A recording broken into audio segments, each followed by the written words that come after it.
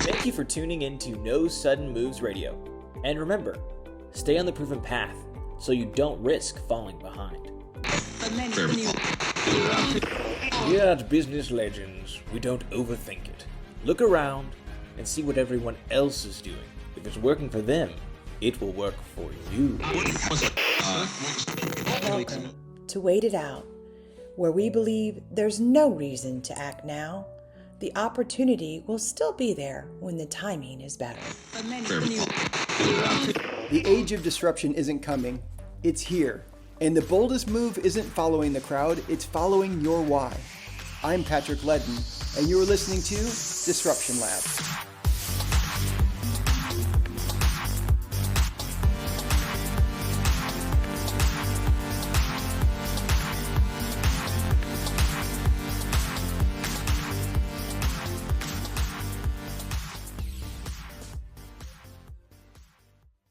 Welcome to Disruption Lab, the podcast where we talk about the twists and turns and curveballs that hit us in life, all with one thought in mind, to help you think through a bit about how you can handle challenges, step back, make some good decisions, and embrace some behaviors that might make all the difference. I truly believe that life throws us curveballs, but within those curveballs are opportunities to actually move closer to our purpose if we look for that opportunity. I'm joined today by a person who understands that so well, Karen Dillon. Karen Dillon's a New York Times bestselling author. She's a writer. She's an editor of Harvard Business Review for a number of years. But I met her a few years ago and heard her story. And when I started this podcast, I was like, Karen needs to join me for a conversation because I think all of you will benefit so much from learning from her. So let's just jump right in. Karen, welcome to Disruption Lab.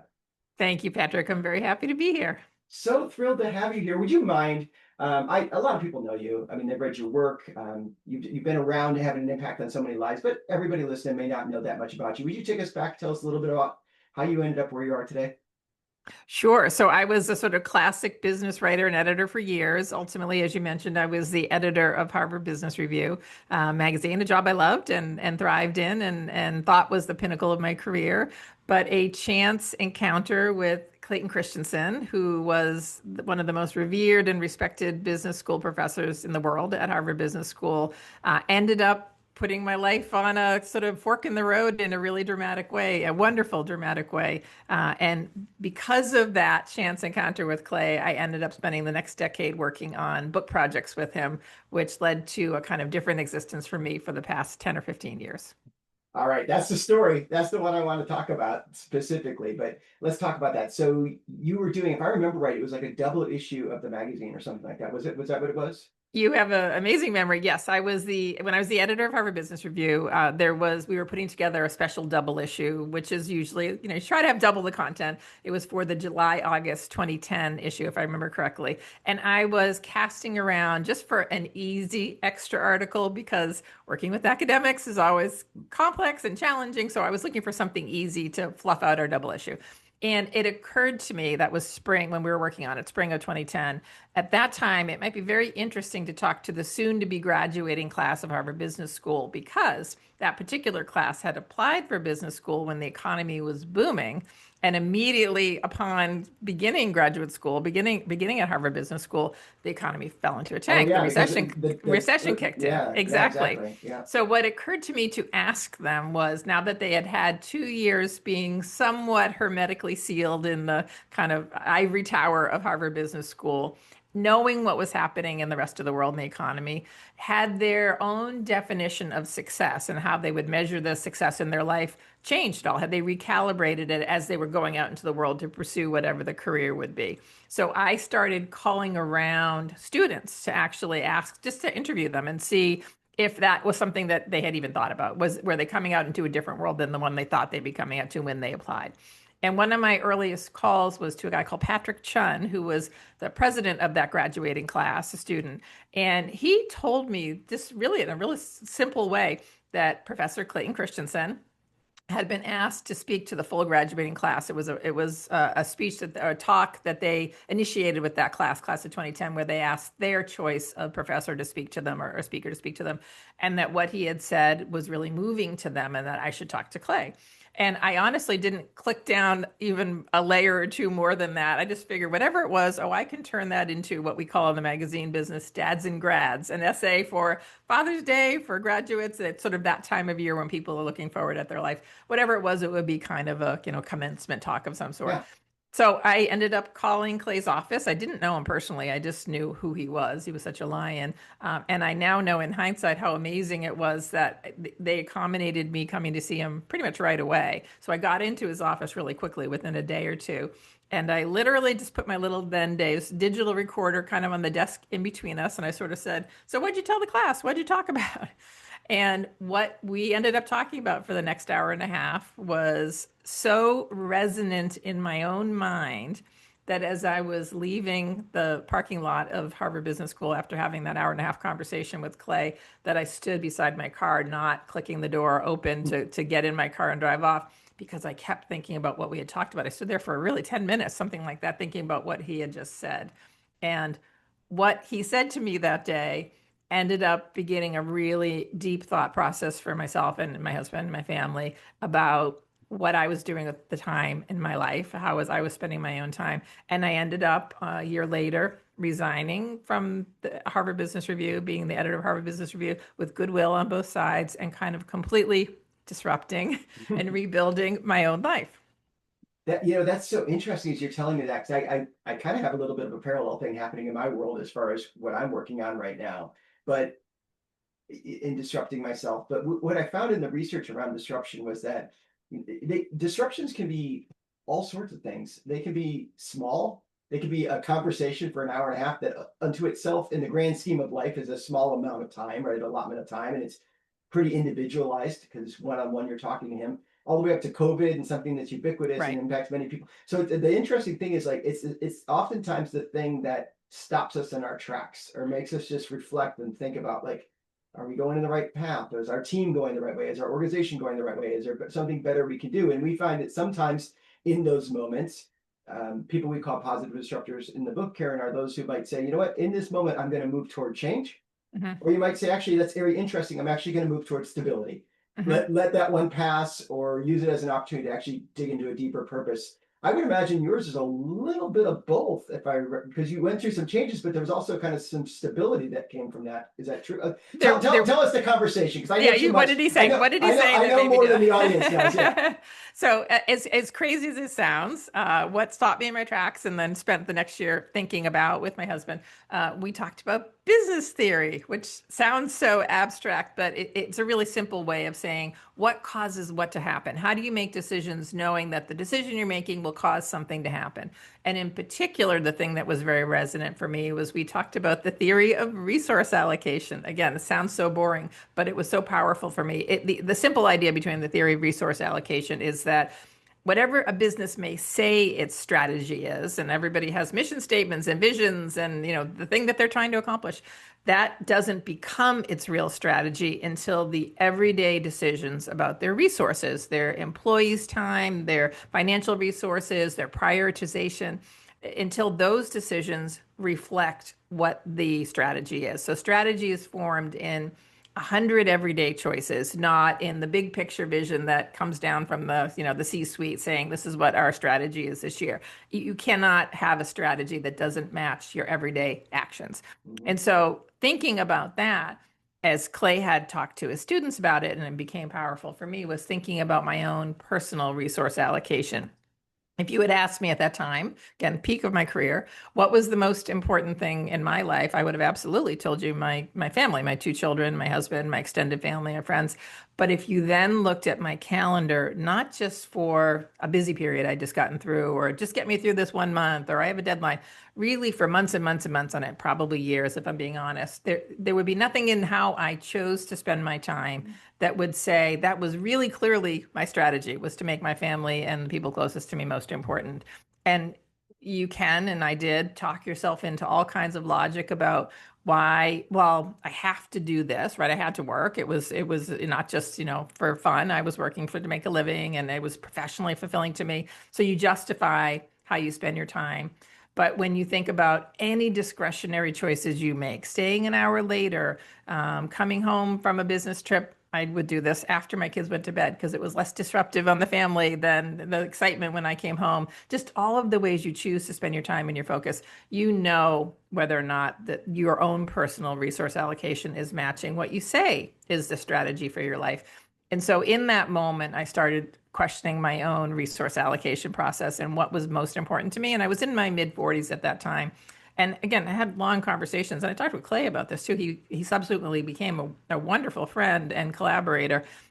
I just recognized that you can't sequence your life in some way so that this is important to me now, and then later I will turn back to my kids. It's like any company, classically a company that doesn't invest in new innovation and waits until the company's in trouble. It's already too late. You need to be simultaneously innovating and preparing for a future where your current business model doesn't work perfectly. So for me, it was the recognition that I did not want to get another decade into my life and then be trying to genuinely prioritize my family and the things that were most important to me personally. I didn't want to miss that window. So in a year, taking a year to do it, again, having lived a life of stability. We lived a classic American life with, a big house in the suburbs and all the creature comforts that come with that. My husband and I planned for what would be a kind of do-over. We didn't know if it was temporary or long-term, but we ended up making a choice, which sounds more glamorous than it was. We moved to London for a couple of years. What that was is my husband's British, and I had met him when I was working over there, and we decided to sell our house and really downsize our life and move to London so our kids would have more of a global perspective. We decided that was important, and more of a global perspective with mom around more.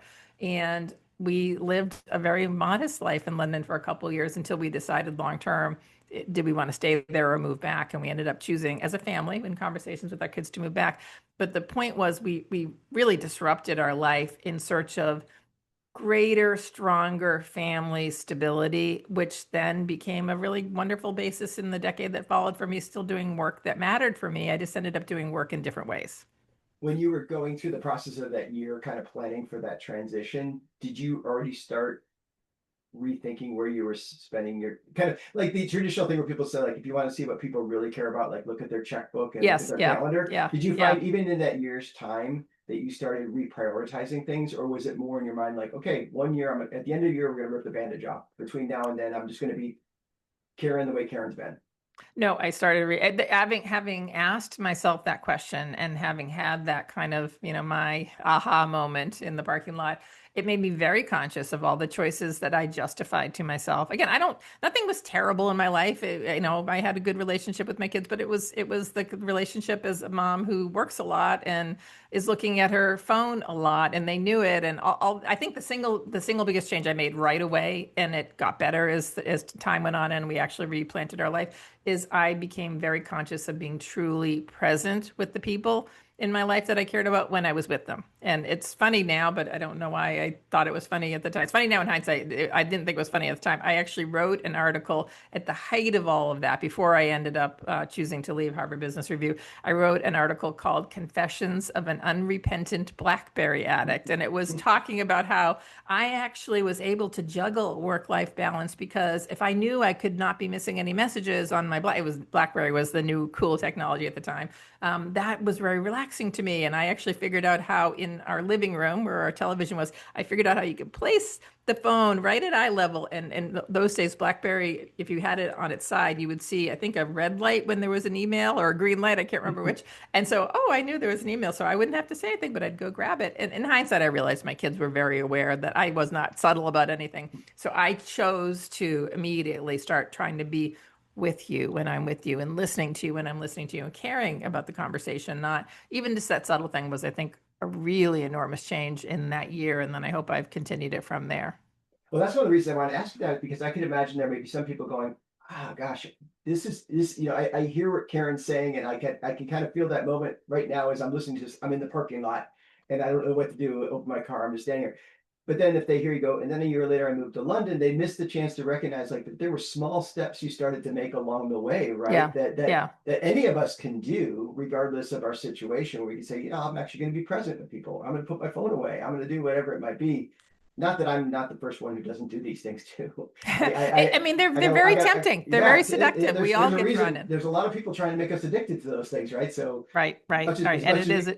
As much as we can say, like, look at the kids these days, it's like, look at ourselves these days. I know. And well, the thing I recognize once I sort of, it's like Clay would say, you put on different lenses when you have a theory that helps you understand the causal mechanism, what causes what to happen. You put on a pair of glasses and you see things differently. And once I saw that resource allocation did not match the things that I knew I cared about. I had justified to myself. Again, people have to make a living. No one, people can't all choose to just go to London. Again, we lived a super modest life in London. We didn't have a car. We moved from a really big house in Massachusetts to a small flat, as they say, where one of my daughters cried when she first saw the bedroom that was going to be hers, because it was really, I think it was what they call a box room. It was really tiny. We made really big choices, but it does sound like, oh yes, you had the ability to move to London. We made it happen for us financially by really battening down the hatches. But I recognized prior to that I had made a lot of discretionary choices with my time that were adding up, that I could reverse some of them. Again, the being present with people is truly a thing. I, for years, wouldn't make any weekend plans with anybody because I didn't know if I had to work. I didn't know if something was, and I used to say to people, Sunday morning's my best time for working because it was the quiet time in my house. And I think that's really sad. Sunday morning should have been the time I was having pancake breakfast with my kids, as opposed to being grateful they slept late. So I recognize that some of the choices I was making, just because they were easier, and what Clay would say too, is that especially for higher achievers, we get hardwired to respond to the thing that gives us the fastest return on our investment. And families give us a very long and slow return on our investment. All the energy and time we put into being parents or a good sibling or a good child, it pays off in decades, not in weeks and months. And work pays off immediately. You get a new client, you have a successful presentation, you finish a report, you get the kind of reward of having finished that. So when you are defaulting to just the thing, which I did, the things that pay off for you quickly, the return on investment, and not putting any prioritization on the things that take long-term investment, any investor would tell you that's a bad portfolio management, right? You should be having a mix of things in your portfolio. You should have some long, safe-term things. And I recognized that I needed to be better at that. So right away, and I think even having the conversation with my husband, which again, we extended for a year as we really carefully planned this, we both became very aware that we couldn't count on things just being okay for a long time. We had to work at, like anything, we had to work at it. And it was just a renewal of us both choosing to prioritize family. I would never ask you to disclose something, personal about your conversation with you and your husband. However, where was his head on it when you came to it? Was he like, I see it too? Because sometimes we see it and the other one doesn't say it, so the other one of us says it type of thing. I've talked to a lot of people over the years about it, and it is not uncommon that somebody, probably the person in the higher pressure job, may be the one that wants to do something different, and the other person's a little bit of a gulp, but what about our lifestyle? I get that these are not easy conversations. I think my husband and I both recognize, the way I always would say it, I think he would say the same thing, is there was nothing wrong with our life. It just wasn't great either. And I think the recognition that we both want to have a better quality in the time that we had. We weren't going to, completely give up the rest of our life, but just try to refocus our life, that it would be better to do this. And I can tell you, even being those just 2 years in London and having a different view of the world and being in a very small flat for one of the 2 years, I don't think our family's ever been closer. It's in a weird way that when you don't have the trappings of success and you don't have like whole other rooms and wings of the house to go in, you have to get along and you have to have conversations, and you are very present in each other's lives. And I think nobody in my family, my kids are now grown and out in the world, but I think all four of us, and even my extended family, would recognize that was a very, very special time for our family. And I just found different ways to work. So I still was doing work that mattered to me a lot. I ended up, again, we're spending a decade working with Clay on books that we wrote together. But I wanted my kids to see that it's important to do work that's fulfilling for you and that you care about. But I wanted them to see that I made the choice about what work was important and fulfilling to me. So it wasn't just mom's a stay-home mom now. I was around more, but I worked at home in a lot of different ways. So I just wanted to shift the message a little bit and, again, be present when I could really be present. So you two ended up putting out, well, I know how you measure your life. I That's a book that makes you pause. That's a book that makes you literally think about what matters. I mean, how quickly from the time that you met with him that day and you were out the car and then talked to your husband, how long did it take to manifest itself into, hey, there's something here we should write together, with Clayton?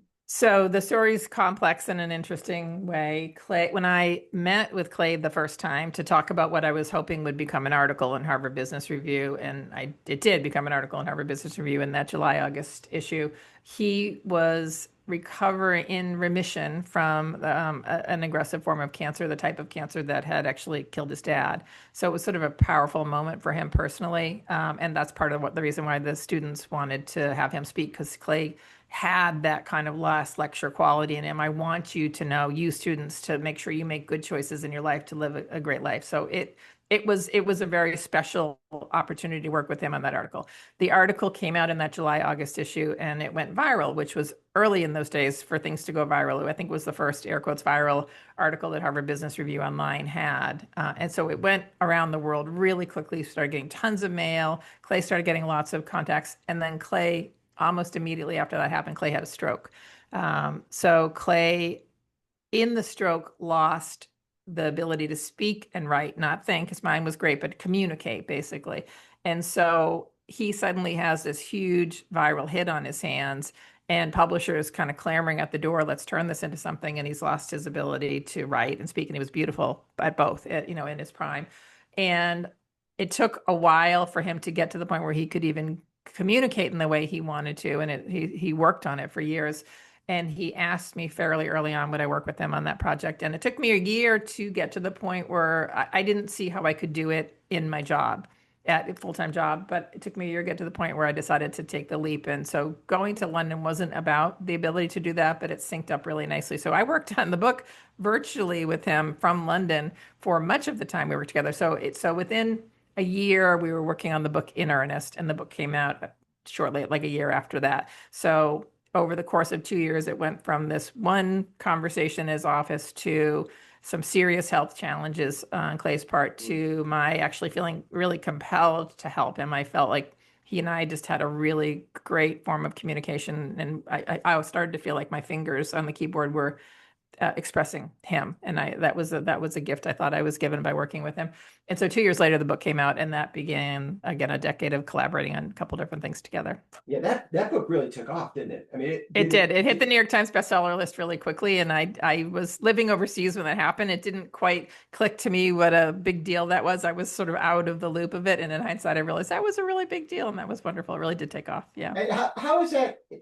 When you write things sometimes, in whether you're writing it solo or writing it with a partner or however you're doing it, you oftentimes think about like the people who are going to read this someday and how will they. I know it sounds cliche, but it's true. You think about like who's going to pick this up and how are they going to enjoy it, and what do I hope it does for them. I mean, when you were writing it, were you kind of thinking about the you 10 years ago, you 20 years ago type of thing, or I guess you'd have been just born at that point, but you know what I mean. But were you thinking about like an earlier version of yourself picking this up and having an impact on them? And what was in your mind as far as who the reader would be, how it would hit them, and then also what have you experienced since then? What was fascinating was there were three of us working on the project together, as it turns out, Clay, and then one of his former students stayed on from graduating to start working on something. He became a fellow, a guy called James Allworth, who was younger than me. I was a little younger than Clay, and we were all at different stages of our life and our professional success. And I think Clay was always talking to his students. Like that was clearly in his mind. I felt like in the book, it was important. This would be important for the me's of, people in their 40s, people kind of reaching midlife so I always write for something that I could personally relate to. And James had a really different perspective as a young gun ready to go out into the world full of ambition. And I think our different perspectives ended up adding lenses that people in different phases of their life could use to make this book valuable to them. I know my dad, who when it came out, who was in his 70s at the time, read it cover to cover and told me that even he in his 70s felt like that was a really important message for him. So I think you can see in it what's useful to you, and I think it's useful to a lot of people at a lot of different stages. How would you say, for those who are listening to this right now and they're saying, they kind of had that moment where maybe they're thinking, I'm not spending my time and my resources in the right way. I know I'm saying this is my purpose or this is what I really care about, but there's just a misalignment for them. What would you say is been the value in your mind, Karen, of saying, you know what, I'm going to give up a job, which is an amazing job. I mean, that's where you're at is a pinnacle type of job for people in your profession. But what would you say was the win or the exchange? What did you get on the other end of it that might make them say, you know what, I'm gonna take a little bit of a I leap do. with I know myself. I do. I'm following you. And I'll also tell you what I think when I tell people my story, what I think it does for them. I think when I tell people what I did, I think it gives people permission it's the permission structure, as people say now, permission to want something different or to see that there may not have to be a line from A to B to C for a career to be successful. And for me, it was allowing myself the freedom to think about what success looked like for me in my own definition. I think there was, again, Clay really intended this as a message for his students to live a great life. You know, don't let life kind of just happen to you. Make choices, active choices. I felt it was really powerful for people at midlife, you know, in their 40s, because I had achieved enough to be sated in some ways with my own personal accomplishments. But I was more self-aware of what actually would make me happy, what was truly motivating to me, and allowing me some agency, as they would say, allowing me some sort of personal discretion on defining that and making choices that did that. I think the freedom to think, so many of us, especially high achievers, you're kind of conditioned to think there's a very straight kind of path you're supposed to want to do, and success is measured this way, and you should be not only increasing salary and title and prestige, but you know, we want to be able to be proud of what we do at parties and talk about it with parties. Is recognizing that what would make me really happy and motivate me and be fulfilling might not have been that. I mean, it was definitely, even for a long time, it was people would a little bit squint their eyes when I told them what I did. And I knew people didn't fully understand it, and that's okay. It only had to make sense to me. And it ended up for me unleashing. I actually probably have had the most professionally satisfying past decade of my life because everything was by choice. And I've collaborated with people I love working with. And I've done work and focused on work that has meaning to me personally. And again, it's easier for a writer to do this than I suppose in other professions, but it was allowing yourself to take a minute and think about, is there a different path that I could explore that would make me happy? And I know that when I talk, people sort of say that gives them permission to do that. Well, one thing I love about how you tell your story, and I'm just curious, I never asked you this before, were you able to do it quickly or did you have to kind of find your way to it? Is that you're kind of brutally honest about how you were behaving. If saying like, I'll come home after they go to sleep, it's easier type of thing. And that's a hard thing to like own and say. And I've done similar things. So I'm not like judging in the moment. I'm just thinking like, that's a hard thing to like, I'll own that. I really did that, and I don't like that. I want to change that. I mean, was that something you came to terms with pretty quickly, or did you find that like the more you articulated it, the more you kind of it was real? I don't know. How'd that play I out? think I think it's something that I have pieced together in time. I don't think I would have been as brutally honest with myself at the time, and I might not have recognized the things. The thing I talk about sometimes, which I didn't recognize at the time, but in hindsight I really did, and it really is still a little like a lump in my stomach, is that my children, my two daughters, we had a garage that you would drive into, and you'd enter the house through the bottom level. So I'd always open the garage door with the garage opener, and I'd pull in, and then for years they would hide. So when I came in that door, they would jump out and surprise me in some way, and it was always a little ritual. And where are they going to be? And I'd pretend to be Hmm. surprised when they were little kids. In hindsight, and I've talked to them about it since then, I recognized that they'd stopped doing that. And I don't think it was just because they outgrew it. I think it was because it was either less predictable when I'd be home or it wasn't as exciting when I came home. And that just made me really sad. And it took me a few years to recognize that. So I think I have, with the benefit of what I think has been a happy ending with my kids, with my family, my life, my career, from the choices, I think I can look back and be honest with myself. It's a painful process to recognize. None of us really want the mirror held up that closely.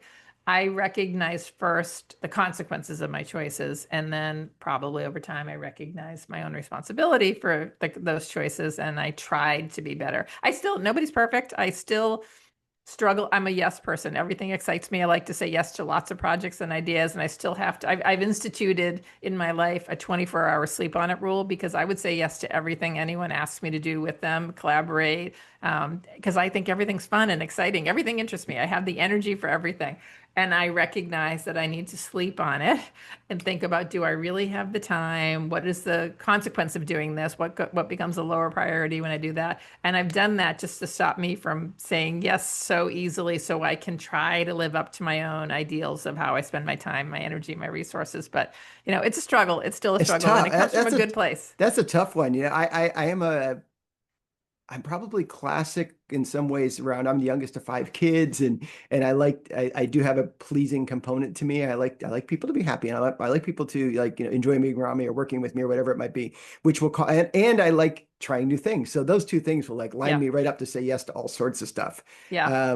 But what I love about this type of conversation with you, Karen, and like me asking the question about how did you come to be able to talk about this and things like that, is this really helpful? I mean, to me, I'm sure to the listeners too. And I want to thank you for that, because when you're able to say yeah, I owned it. This is what it is. It's not great. I'm not perfect. I'm going to make lots of mistakes too going forward. Maybe I'll make lots of mistakes. You might make a couple, but I'll make lots of mistakes going forward. But when you own it, it's like you look at the brutal reality of something and you go, you know what? Where's this taking me? What's going to happen with this? Now Clayton passed away a few years back. I'm trying to think. It's been 5 year, little over 5 years and ago. Yeah. it seems like it was early part, like winter time, but I don't It remember. was January 2020, right Yeah. before the pandemic kicked Yeah, I in. was He gonna had say struggled with his health a little bit in the year before that, but he died in January 2020. January. I thought it was early part of the year. So you were close to him. You worked with him. He has a lot of influence on people with his work. I mean, Innovator's Dilemma, Innovative Solution. I mean, these are kind of classic pieces now. What would you say ultimately, as we kind of wrap up our conversation, what would you say you learned from him? And what would you say is kind of, at least in your mind, like his legacy? His legacy is so enormous. Honestly, I consider it a gift that I was able to work with him and become so close to him. We really were friends first and collaborators second. So I'm just feel myself literally blessed every day that I had that experience. But many things I learned from watching him and seeing his mind work. He was a genius at like most humans, A to B to C conclusions. He could go A to D and he got it. And it would be like his mind was so fast. But one of the things I really admired about him is his humility. Every conversation for him was an opportunity to learn.